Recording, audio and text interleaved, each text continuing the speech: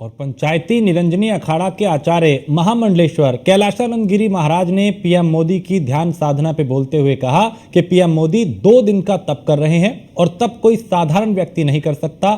तप और अध्यात्म का लाभ जरूर मिलता है। और इस मुद्दे पे हमारे संवाददाता पीयूष तिवारी ने उनसे बात की। उन्होंने और क्या कुछ कहा, उन्हें सुनते हैं। बीते 70 से 80 दिनों में प्रधानमंत्री नरेंद्र मोदी ने कई जनसभाएं की, कई रैलियां की। एक एक दिन में 3 से 4 जनसभाएं और रैलियां प्रधानमंत्री ने की। अब प्रधानमंत्री नरेंद्र मोदी ध्यान धरने के लिए कन्याकुमारी गए हुए हैं।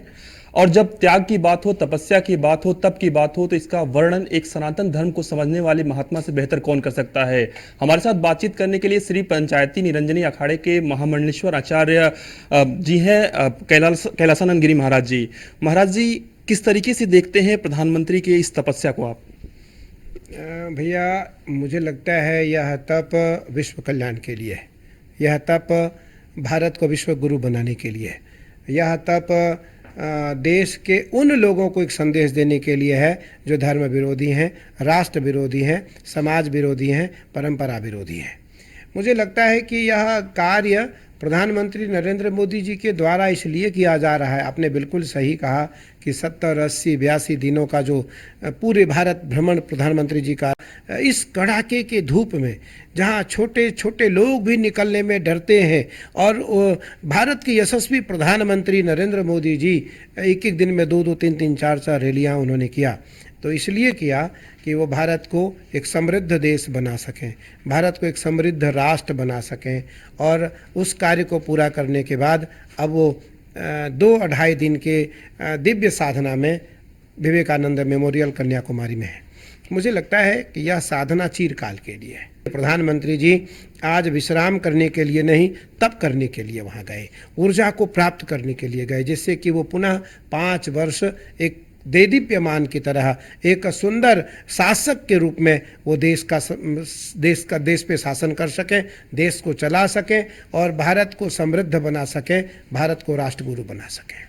महाराज जी, जिस तरीके से कहा जाता है कि भगवान बुद्ध के लिए सारनाथ का एक अपना महत्व है, उसी के तर्ज पर स्वामी विवेकानंद जी के लिए कहीं ना कहीं रॉक मेमोरियल का अपना महत्व है। आप वहाँ पे गए हुए हैं, वहाँ पे भौगोलिक स्थितियाँ किस तरीके से है और वहाँ पे तपस्या करने से, त्याग करने से क्या कुछ प्राप्त होता है? मुझे लगता है कि विवेकानंद मेमोरियल वो एक ऐसी शिला है जो लाखों किलोमीटर समुद्र में मात्र एक शिला है, मात्र एक शिला है। उसके 100 मीटर बाद एक छोटी शिला और निकली है जिसपे एक साउथ इंडियन बड़े महात्मा की लगभग 108 फीट की प्रतिमा बनाई गई है। 108 फीट की प्रतिमा बनाई गई है। दलित साधु थे वो, उनकी प्रतिमा बनाई गई। हम लोग उस प्रतिमा पे भी गए, वहाँ हम लोगों ने माल्यार्पण किया, हम लोगों ने पूजन किया। मुझे लगता है कि वह स्थान इसलिए अत्यंत सुंदर है क्योंकि समुद्र के मध्य है। वह स्थान एक दिन साधना मार्ग में कहा गया है, एक दिन का ध्यान हजारों दिन का लाभ प्राप्त कराता है। एक दिन का ध्यान लाखों वर्षों का ऊर्जा देता है। अगर हम विकसित भारत की बात करें, प्रधानमंत्री ने लाल किले के प्रचीर से कहा था कि विकसित भारत 2047 के लक्ष्य की तरफ हम आगे बढ़ रहे हैं।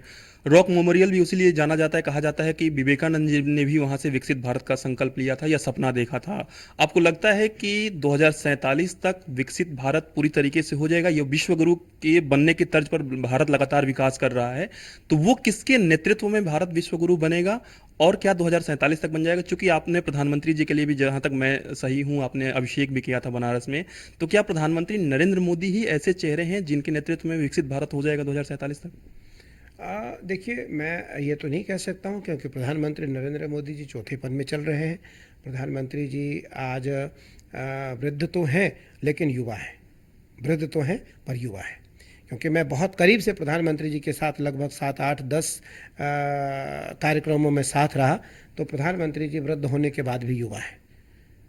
प्रधानमंत्री जी वृद्ध होने के बाद भी तरुण हैं, वृद्ध होने के बाद भी तरुण हैं।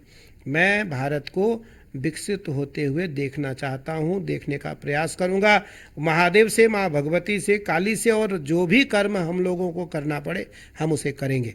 मुझे लगता है कि प्रधानमंत्री जी किसी न किसी योग्य उत्तराधिकारी को 2047 तक छोड़ जाएंगे, स्थापित कर जाएंगे, जो महात्माओं का, साधु संतों का स्वप्न पूरा कर जाएगा, पूरा कर देगा।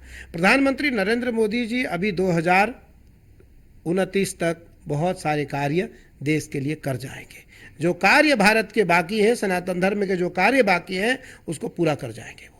और उसको पूरा करने का यह संकल्प दिखाई पड़ा कि वो प्रचार करने के बाद विश्राम करने के लिए लंदन, विदेश, अमेरिका, फॉरेन, जर्मनी, फ्रांस नहीं गए, वो विवेकानंद मेमोरियल गए।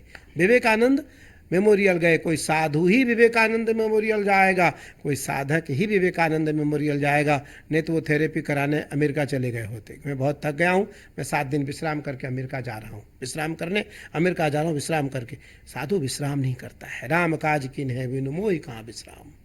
जब तक देश का अच्छा कार्य नहीं हो जाएगा, हम भारत को विश्व गुरु नहीं बना देंगे, तब तक प्रधानमंत्री नरेंद्र मोदी जी और उनके जो सहयोगी हैं, उनके जो साथ साधु संत हैं, वो विश्राम नहीं करेंगे, वो विश्राम नहीं करेंगे। प्रधानमंत्री रॉक मेमोरियल गए। तमाम विपक्ष के नेताओं ने, बीजेपी के विपक्ष में जो नेता हैं, उन्होंने कहा कि अगर ये टीवी पर टेलीकास्ट होगा तो हम फलाने जगह शिकायत कर देंगे, चुनाव आयोग में शिकायत कर देंगे।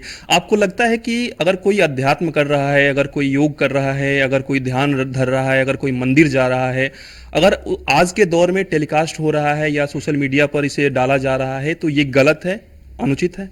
नहीं, बिल्कुल, ये तो अच्छी प्रेरणा है। मुझे लगता है कि ये तो अच्छी बात है। इसकी शिकायत करके आप क्या करेंगे? ये तो निरर्थक शिकायत है। इस शिकायत में कोई अर्थ नहीं है, इस शिकायत का कोई तात्पर्य नहीं है, इस शिकायत का कोई मतलब नहीं है। संस्कृति और संस्कार प्रेरणा देती है। आज प्रधानमंत्री जी का यह जो 2.5 दिन का जो कार्य है, यह कार्य भारत के इतिहास में स्वर्ण अक्षरों में लिखा जाएगा कि भारत का कोई पहला प्रधानमंत्री विवेकानंद मेमोरियल में जाकर के 2 दिन का तप किया। उस प्रधानमंत्री जी के लिए शतम जीवंतु भवन्तः, 100 साल तक वो जिए। और आपने कहा 47 तक, मैं तो कहूँगा कि वो 47 तक वही राजा रह करके, देश की ऐसी भी परंपरा है कि मृत्यु काल तक प्रधानमंत्री रहे। भारतीय सोच की जो परिकल्पना है, राष्ट्र की जो परिकल्पना है, विश्व गुरु के रूप में वह साकार होगा और हम सब उसे देखना चाहेंगे, हम सब उसे देखना चाहेंगे, इसमें किसी प्रकार का कोई संदेह नहीं है। और मैं ऐसा धर्माचार्य, आपने बिल्कुल सही कहा कि मैं अभी 19 तारीख को, इस पिछले 19 तारीख को हमने काशी विश्वनाथ जी में अभिषेक किया, राजोपचार से मैंने अभिषेक किया। और पहली बार भारत के इतिहास में कोई देश का आचार्य सार्वजनिक रूप से एक राजनेता के लिए जाकर के अभिषेक किया। और मैंने किया, ये प्रेरणा मुझे महादेव ने दी, माई ने मुझे प्रेरणा दिया। और मैं जाकर के काशी विश्वनाथ जी में 19 मई को हमने अभिषेक किया। 19 मई को हमने अभिषेक किया, 20 को मैं वापस आया, 21, 22, 23 को मैं नेपाल चला गया, 23 कल मैं नेपाल से वापस आया। तो 19 तारीख को हमने प्रधानमंत्री जी के लिए अभिषेक किया। और अभिषेक में एकमात्र संकल्प था, प्रधानमंत्री नरेंद्र मोदी जी तीसरी बार देश के यशस्वी प्रधानमंत्री बने। और महादेव ने संकेत दिया कि बनेंगे। धन्यवाद। हमारे साथ बातचीत कर रहे थे श्री पंचायती निरंजनी अखाड़े के महामंडलेश्वर स्वामी कैलासानंद गिरी महाराज जी। वीडियो अवनीश पवार जी के साथ मैं पीयूष तिवारी, नई दिल्ली।